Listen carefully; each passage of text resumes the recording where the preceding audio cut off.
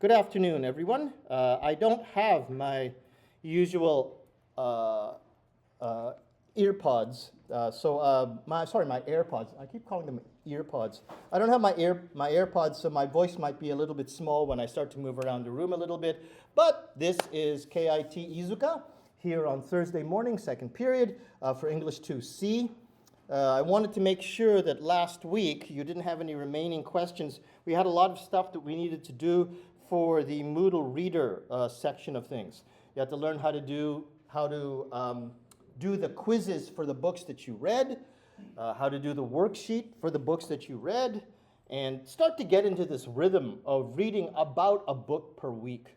There are 16 weeks to this semester, so you shouldn't have too much of a problem reading 10 books. Some books will take a little longer than that, and that's okay, I understand, but you should be able to read 10 books. Don't forget to do the quiz for that, and that's the Moodle, not the reader test, sorry, not the reader report, the reading report for that, and the reading notes, those assignments for every book that you read. You'll also see that in class 2, I did this English recording last week, and now that, sorry about this, it's jumping around a bit. That video is right here. Okay, there it is. Oops, sorry. Now it's going to start playing. Okay, let's just reload that.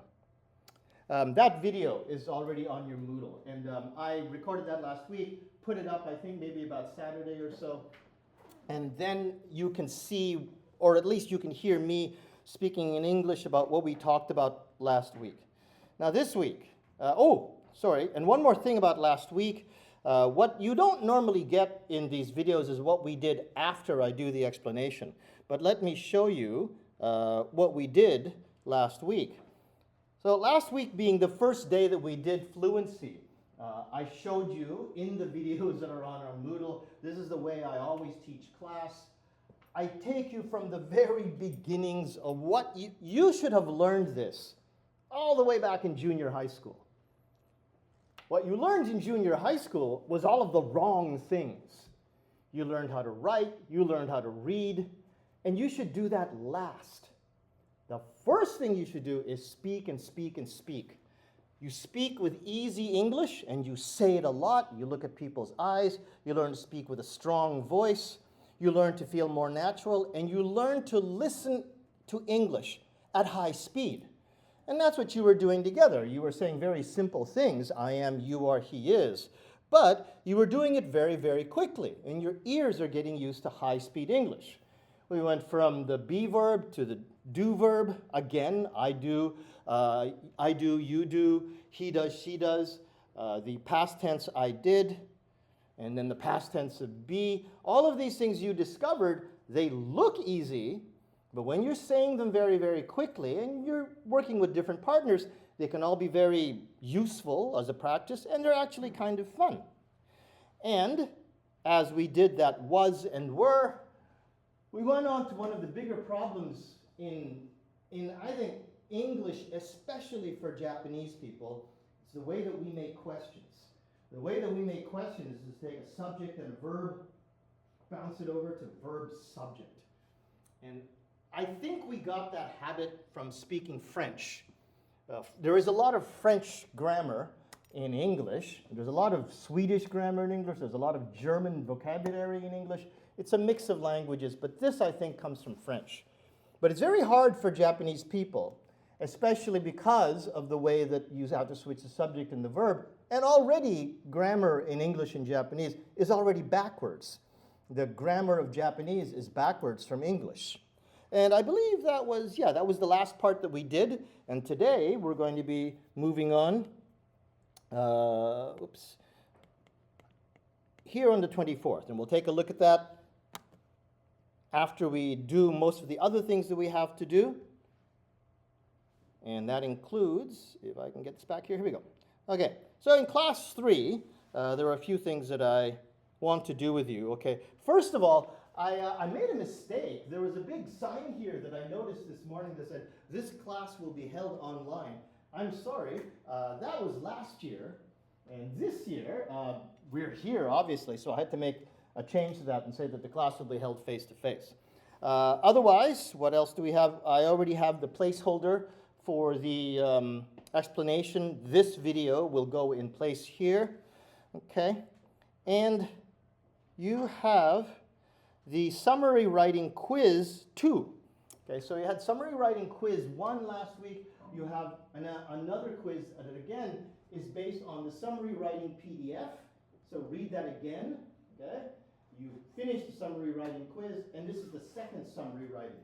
What you learn here, you should be using. What you learn here, you should be using in the reading notes that you write about what you read. So when you read the book, remember what you read here. Learning how to write a title, learning how to do a summary, and use that to write. Okay. And speaking of writing, I read your reflections. And they weren't bad. Some of you, actually, were still typing your answers. So please be careful. I don't want you to write these answers. I want you to write them, well, I don't want you to type these answers. I want you to write them by hand. I want you to take a picture, and I want you to send them up. Okay, so you write your assignment on paper. Don't do it on a word processor. Generally they were okay. You will see that your grade was low sometimes because some of you were late. Some of you did not hand in your assignment on time. And if you don't hand it in on time, you're going to get a penalty. Now, if you get a penalty, it's still better than 0, but just remember, you have to do this by Friday, the next day. So every week, this class is Thursday, and that reflection has to be brought in on a Friday, okay? Now, what we'll be doing this week, there's the explanation. Come on. Sorry, this takes a long time before it loads. Okay, here we go. There's the explanation. And then we'll be doing some shadow talking. Okay, we haven't done that yet, I don't think. There's a summary writing quiz 2. And this is your reflection this week. This is me speaking in English in a YouTube video. And it's about email. Some of you have not yet really written an email to a teacher. Maybe you have, most of you haven't. And you haven't, I'm pretty sure, you've never written an email to your teacher in English.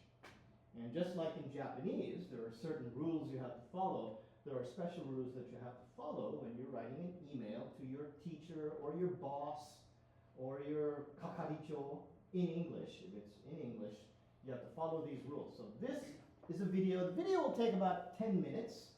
Watch the video, then answer the question. Write a paragraph, not one sentence. Okay? Write a paragraph on what you learned is important about formatting an email. Okay? Let's see here. Yeah, that's those are the only 2 things that you have to do. You have to do the summary writing 2 quiz and reflection email. And then we'll move on to next week. Okay. If you have any questions, remember, my email is always right there, jdmcruz@gmail.com. If you have any questions about anything that we talked about here, you can ask me there, or you can come up to me in class. Otherwise, thanks very much, everyone, and let's have a good class.